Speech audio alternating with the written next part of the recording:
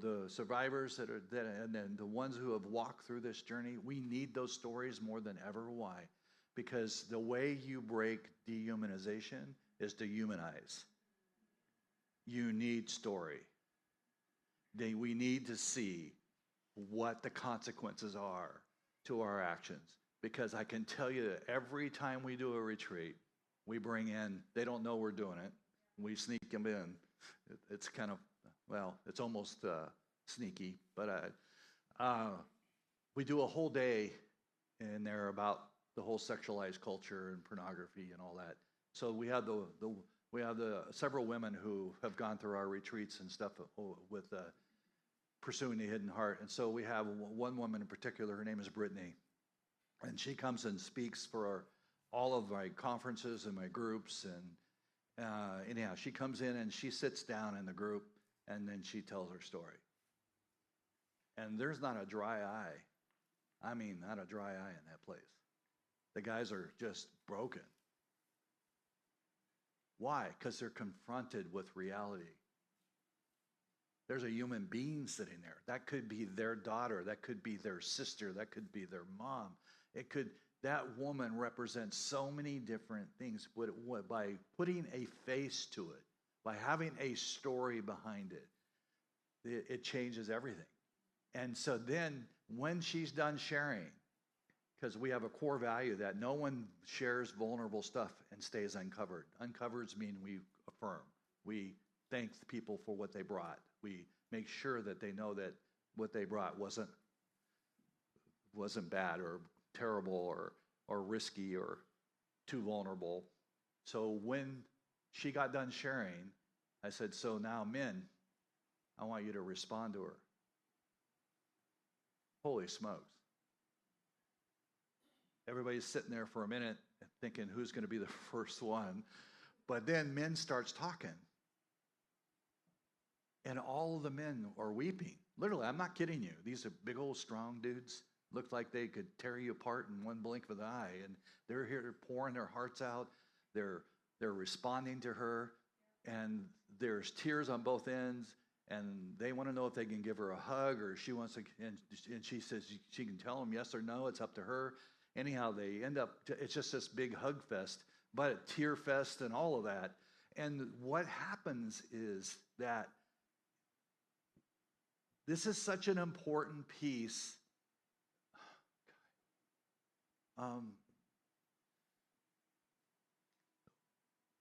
You know, I don't know how many of you are of faith, so I'm please forgive me if you feel threatened by the fact that I'm going to share something that from my own walk and journey, but the scripture that says take every thought captive to obedience. Why? Because it's those thoughts that actually hurt us if we don't take responsibility for what is in my thinking.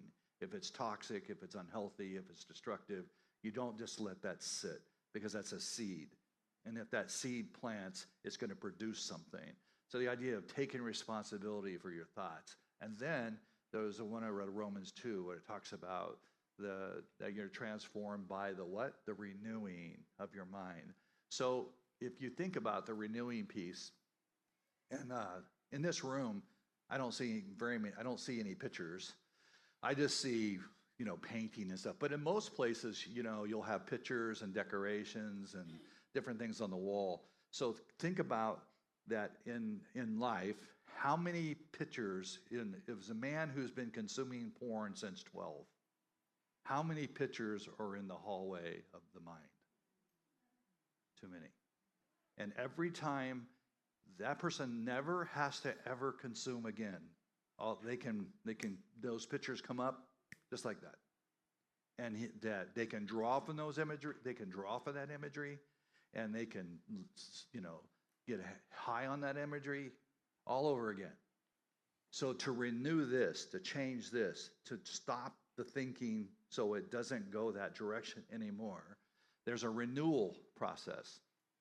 And it's taken that old picture that's there from the pornography, and we're putting Brittany up there now. And now Brittany's a real person. Brittany, I would never touch, I'd never hurt, I would never harm someone who has been through what she's been through. And what it does is it changes the dynamics so that one picture at a time, one person at a time, one relationship at a time, it begins to bring a whole different thought and process of how I see this. You know that right now in the hallway of my mind, and we come across this in our culture all the time, where there's images that want to come, like the pornography we run into, the imagery that comes across, the gym, when you're in the gym, and women are wearing less than good.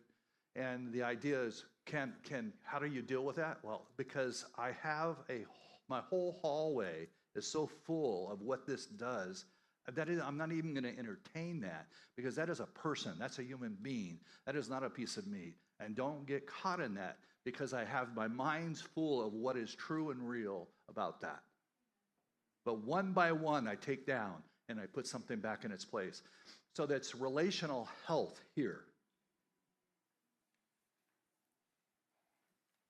So when I see these women in the group, and Jamie and Angela and Susie were the first three, and I'll never forget them. Never. They profoundly shifted my thinking. And over time, I have more there.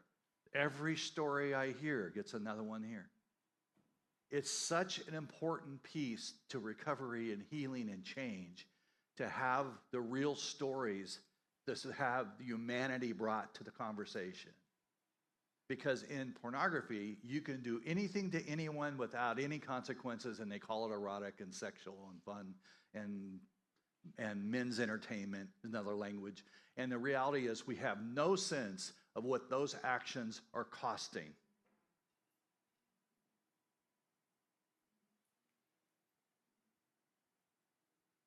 And what helps me is when I begin to see that those actions actually cost somebody something. And is that really what I want? Do I really want to harm someone? And when the idea of fantasy and eroticism and seeing a woman or treating a woman, I'm not thinking of harm. I'm thinking of fantasy. I'm thinking of eroticism. I'm thinking of orgasm. I'm thinking about getting a high. I'm not even thinking of what that's costing the person. And when you start putting humanity here, you can't see it the same. You can't. So change has to happen in the stories. We need the stories. Just the same as we need the redemptive stories as well. Not just the harm stories, but we need the stories of what it's taken for women to get out of this mess, to get their dignity back, to get on their feet, and not just survive. It isn't just about survival, it's about thriving. I want to see men and women thrive. And so what does that mean? Right? We want to thrive. So, anyhow. So for me, hearing those stories, it started me on a whole different trajectory. And I don't do workshops and retreats or conferences without stories from both men and women. Why? Because we need to humanize men as well. Because what happened in that thing when Brittany comes in and shares her story, not only does Brittany say, not only do they say, wow, we see this from a different light, we see that this is a human being, and we don't want to harm that. This puts a picture in their mind. But also now Brittany, what's happening to Brittany is all those men are weeping and crying, and they're actually saying they're sorry and that they've contributed to that world and forgive them. And what does Brittany see? She sees what a redeemed man might look like, because she's had nothing but men take from her. She's had nothing from men that actually didn't care a rip about what it was costing her. And for her to actually see there are men out there that she actually could trust maybe, well, there's redemption on both sides. And isn't that what we really do need? Is redemption on both sides? Yeah. We need to know how to relate with each other and not treat each other as objects, but to actually relate with one another. And when I use the word connect, we need to be able to see each other in a real way and treat each other with respect. And that doesn't happen by law.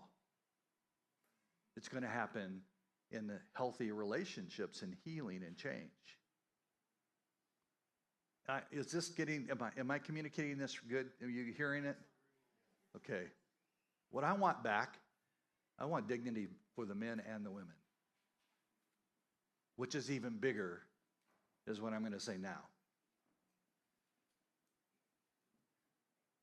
I want my kids. I don't want them raised up, my grandkids raised up in a place where they don't see themselves for who they really are. I don't want my granddaughter raised in a world where she's treated like a piece of meat. I don't want her dating a man who's grown up in this world and has that thinking and going to be in relationship with her. I don't want that. Well, that means I got to do some work to change this, right? Because I don't want young men growing up with that thinking, because I know where that goes. So this work is bigger than just us.